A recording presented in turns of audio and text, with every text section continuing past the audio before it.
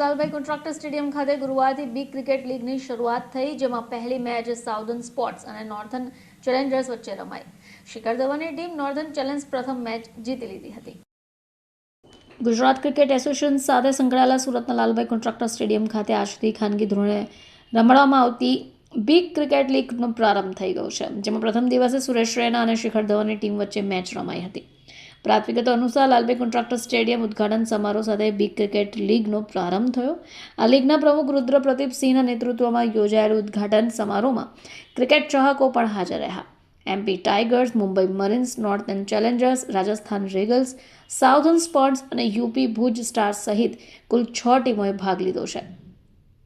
પ્રથમ દિવસે શિખર ધવનની સાઉથર્ન સ્પોર્ટ્સ અને સુરેશ રૈનાની નોર્થન ચેલેન્જર્સ વચ્ચે મેચ રમાઈ હતી. પ્રથમ મેચ હાઉસ સ્કોરિંગ રહેતા પ્રથમ દાવમાં નોર્થન ચેલેન્જર્સ સુરેશ રૈનાની 49 રનની સ્ફોટક ઇનિંગથી 4 વિકેટે 203 રન બનાવીને 204 રનનો ટાર્ગેટ આપ્યો હતો. ઉદ્ઘાટન સમારોહમાં ચીફ પેટ્રોન યુનિટસિંહે પોતાનો ઉત્સાહ વ્યક્ત કરતા કહ્યું કે બિગ ક્રિકેટ લીગ ફક્ત રમતનો વિષય નથી, પરંતુ એ રમતનો ઉત્સાહ અને આત્માને ઉજવવાનો અવસર છે. અદ્ભુત લીગને સમગ્ર વિશ્વના ચાહકો માટે લાવવાનો પ્રયાસ કરી રહ્યા છે.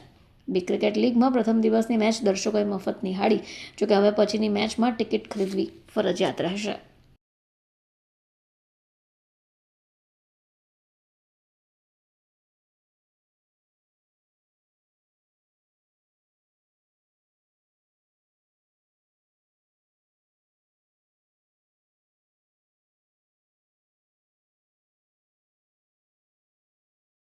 આ લીગમાં 6 ટીમો રમશે.